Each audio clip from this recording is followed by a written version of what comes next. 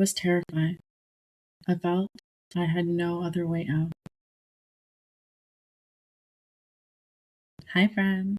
Welcome back to another episode of Verona Investigates Women Who Kill, Season 2. And if you're new here, thanks for joining.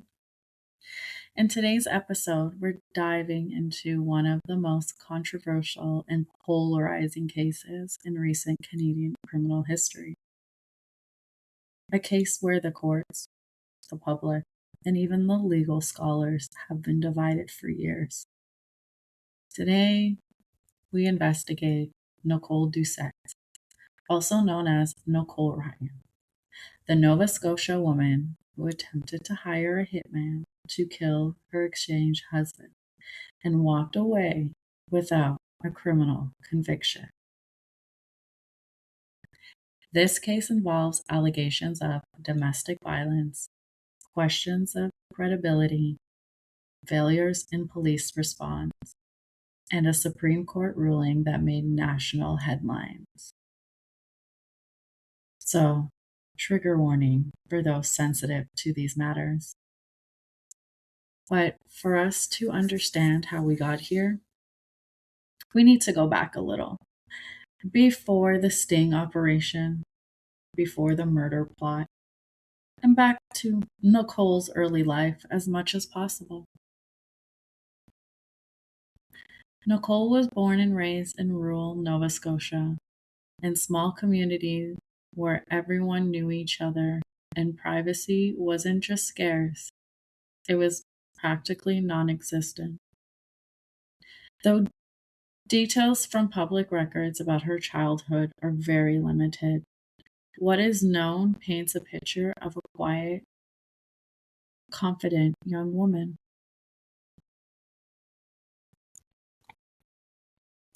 Nicole grew up in what locals describe as a working-class family. Typical for the region, modest homes, small schools, and tight-knit social circles. Nicole was known as soft-spoken, shy, and eager to please. Teachers from Digby County area recall her as polite, gentle, and the kind of girl who avoided confrontation. She would eventually marry young in her early 20s, which wasn't unusual for rural Nova Scotia at the time. The culture norm leaned towards building a family early, settling down, and keeping personal struggles behind closed doors. Side note, Digby County, Nova Scotia, where Nicole grew up and later lived as an adult, is known for its fishing communities and isolated rural highways. Access to services like domestic violence shelter or mental health support has historically been limited, especially in the early 2000s. Side note 2, many communities, like the one Nicole lived in, are geographically isolated. Police response time can be long, especially late at night or during storms, something her defense would later highlight at trial. Nicole went on to become a teacher, a profession that often attracts highly empathetic individuals, yet another layer to the public confusion when her criminal charges eventually came to light. Nicole married Michael Ryan and took his last name. He was a Canadian Forces firefighter. On paper, they looked like a stable, middle-class couple. They had a daughter, a home, and steady employment. But according to Nicole, the relationship took a dark turn. She later told police, psychologists, and the courts that Michael had become 1, controlling, 2, intimidating, and 3, psychologically abusive, and that she lived in constant fear of him. Michael, however, denied all the abuse allegations, every single one of them. To this day, he maintains his innocence. Nicole claims she tried to leave multiple times, but felt trapped, both emotionally and at times financially. Side note, coercive control is a term used in domestic violence research to describe patterns of intimidation, isolation, and financial restrictions, and psychological manipulation. In many jurisdictions today, it is recognized as a form of abuse. But at the time of Nicole's case, it was not clearly defined or legally recognized in Canada. This gap would later become a major part of her defense. By 2008, Nicole reported living under immense fear. She said she believed Michael would kill her and their daughter. She tried getting help. She attempted contacting authorities. She told the RCMP she feared for her life. But according to her testimony, no meaningful intervention ever happened.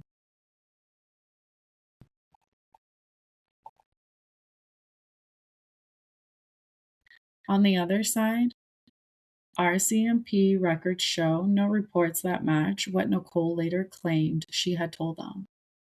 It's one of the case's most controversial contradictions.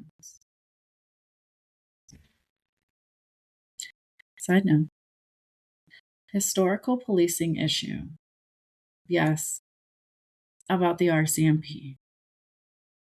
In the early 2000s, many rural RCMP detachments were understaffed, and domestic violence policing were still evolving. We've seen a lot of problems with the RCMP.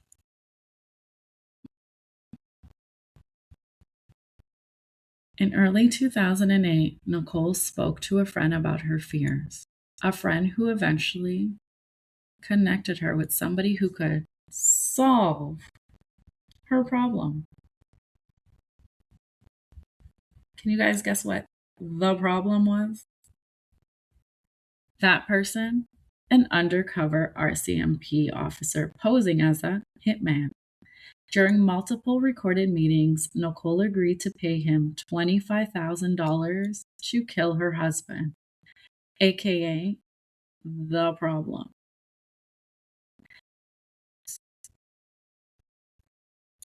She provided the undercover RCMP officer with the details of 1. Michael Ryan's first name, 2. His workplace location, 3. His work schedule, 4. The best potential times to kill him, and 5. The route he took to and from work.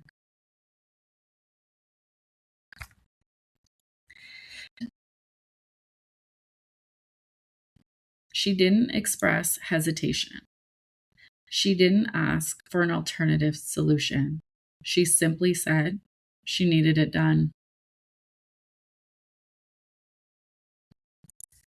Another side note, in Canada, solicitation to murder often is referred to as concealing to commit murder.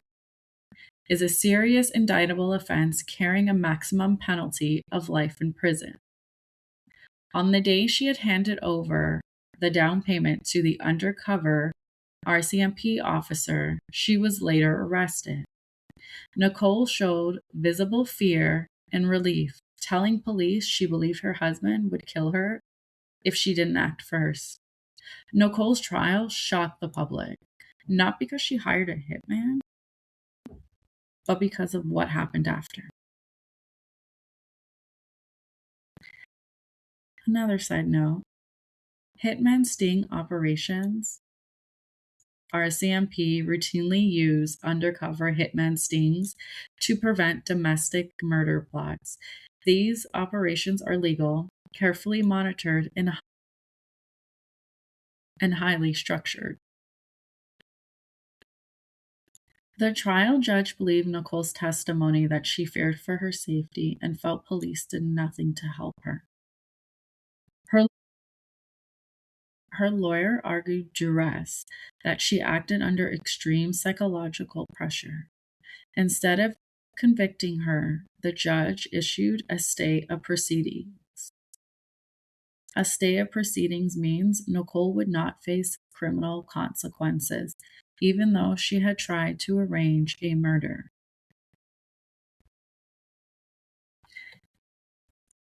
This decision sparked outrage. In legal terms, a stay of proceeding means a stay. The court stops prosecution entirely. It is not a finding of innocence, but a case cannot move forward. Side note: entrapment. Some people argue the RCMP pushed the murder plot forward. Entrapment occurs when a police induce someone to commit an offense they otherwise wouldn't have. The courts ruled that this did not happen in this particular case. In 2013, the case reached the Supreme Court of Canada. The court argued the trial judge had made errors, but also acknowledged that Nicole felt trapped. She wasn't acquitted in the usual sense. Instead, the original stay was restored. The Supreme Court also criticized the justice system's ability to support people, especially women, who feel unsafe in relationships.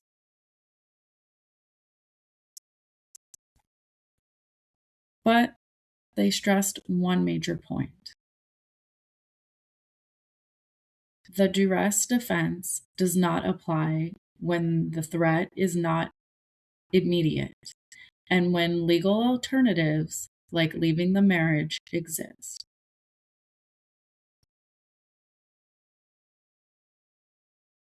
Side note: Nova Scotia Supreme Court commentary.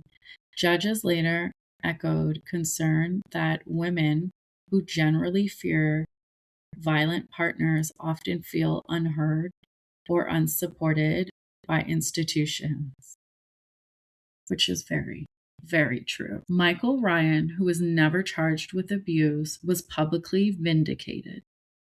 Nicole, meanwhile, never served jail time. Nicole has kept a very low profile since the ruling. She continues to maintain that she feared for her life and believed the system had failed her. Michael continues to deny all abuse allegations. He has expressed frustration that his name became associated with allegations no court ever proved. The case remains one of the most debated examples in Canadian legal history of how domestic violence claims interact with criminal intent.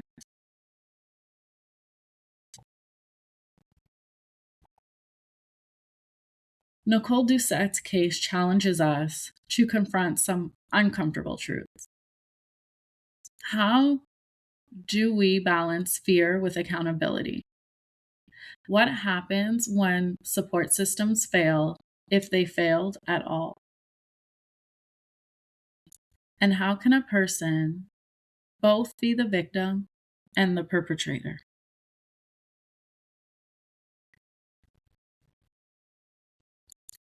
Was Nicole really in fear for her life? Were the abuse allegations real? Did it happen? Was Michael an abusive husband? Or was she simply a wife who just wanted to get rid of her husband? The courts, psychologists, and the Canadian public still don't agree on this case to this day. But that's the reality of true crime. Sometimes justice is not justice, not anonymous, and not perfectly defined. And I'll leave it there for today. Thank you for joining me on this very short episode of Verona Investigates. If you find this case compelling, don't forget to follow the podcast, leave a review, and stay tuned for next week's deep dive into another case of a Canadian woman who killed. You've been listening to Season 2 of Verona Investigates Women Who Kill. Every week, we uncover the stories of Canadian women who commit the unthinkable, sometimes alone, sometimes with a partner, and sometimes with the help of a system that failed to see the warning sign.